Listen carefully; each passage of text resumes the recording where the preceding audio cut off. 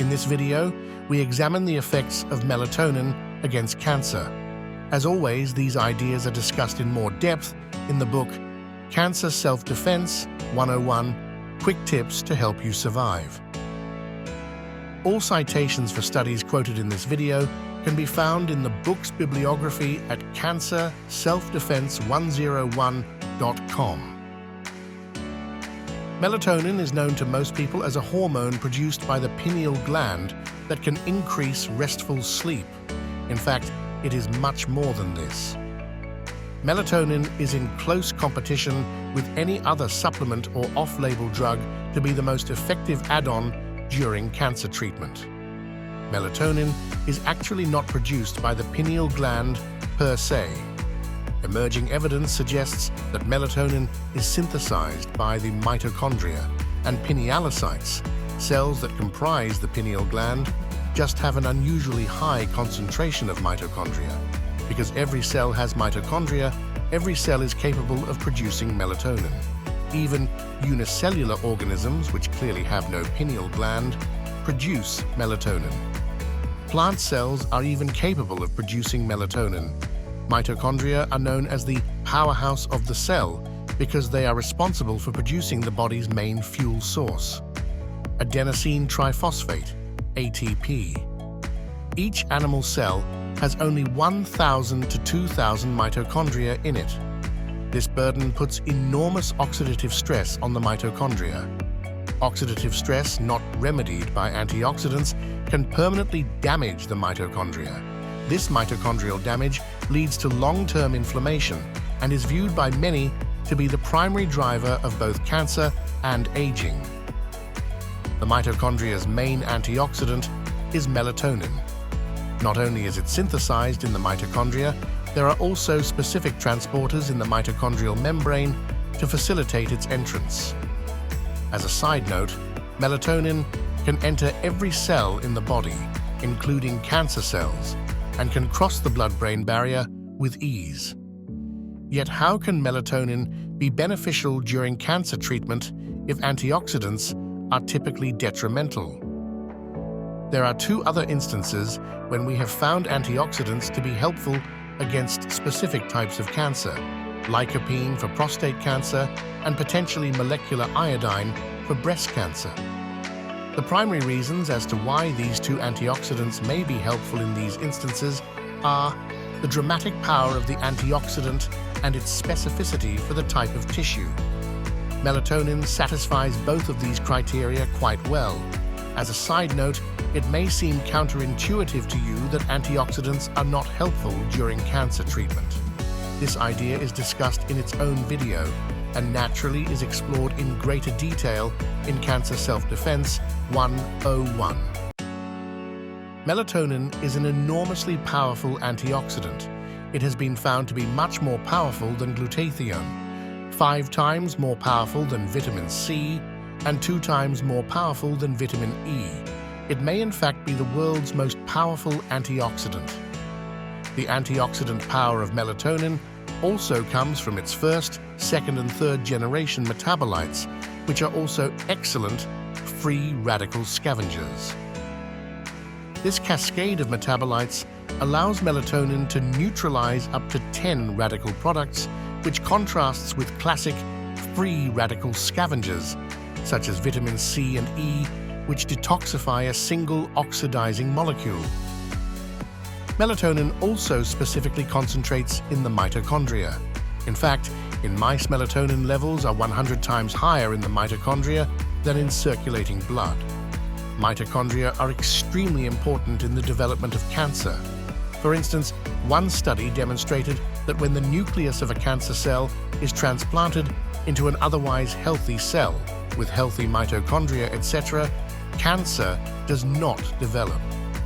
However, when the nucleus of a healthy cell is put into a cancerous cell that has had the nucleus removed and has already distressed organelles, the cell remains cancerous. This flies in the face of the theory that genetic mutations are the primary driver of cancer and instead supports the metabolic theory, which states that cancer develops due to cells not being able to meet their energetic needs. And how does a cell meet its energetic needs? primarily through the mitochondria. Aside from its effect on mitochondrial health, melatonin has a wide variety of mechanisms of action against cancer, including induction of apoptosis, inhibition of cell proliferation, reduction in metastases, immunomodulation, reduction in the side effects associated with chemotherapy, and decreasing drug resistance. The evidence showing melatonin's efficacy against cancer is so voluminous that we are going to bypass the animal and cell line evidence and stick exclusively with human studies. The strongest evidence comes in the form of meta-analyses that pool the results of multiple randomized controlled trials. One meta-analysis of 8 trials involving 761 people found that supplementation with 20 milligrams of melatonin across a variety of solid tumors found that supplemental melatonin led to a 133% greater chance of a complete response, 90% greater chance of a partial response, and 51% greater chance of stable disease. In trials combining melatonin with chemotherapy, melatonin supplementation led to a 153% greater chance of a complete response, 70% greater chance of a partial response, and a 115% greater chance of stable disease. Side effects were reduced across the board. These trials typically used 20 milligrams of melatonin per day, but 4 used 40 milligrams per day and 2 used 10 milligrams per day.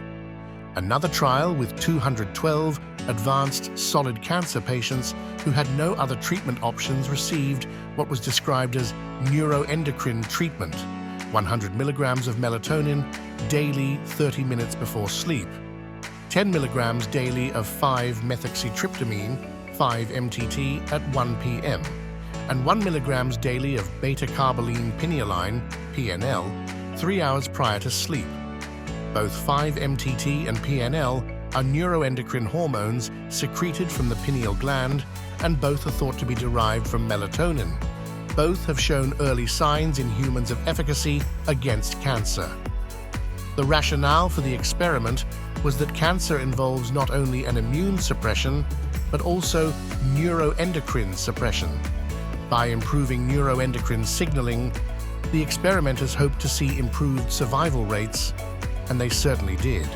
They achieved a disease control rate of 52% with an objective tumor regression of 8%. 1- and 5-year survival rates were 46% and 11% respectively. These people were given up on by the standard of care and offered only palliative, pain management treatment until the researchers gave the majority of these people a better quality and longer life than they had been promised anywhere else. Melatonin may be particularly useful against hormonally driven cancers. It more than doubled overall survival time in prostate cancer. Women with blood levels of melatonin below 39.5 picogram per milliliter were found to have a 15 times higher incidence of breast cancer than women with higher levels. Melatonin also increased the efficacy of the breast cancer drug tamoxifen, producing response in 28.5% of women who were previously refractory. Melatonin has also been found to influence the activity of estrogen receptors, downregulate aromatase, and inhibit the telomerase activity, which fuels cancer growth induced by natural and xenoestrogens. All of these are beneficial against hormonally driven cancers.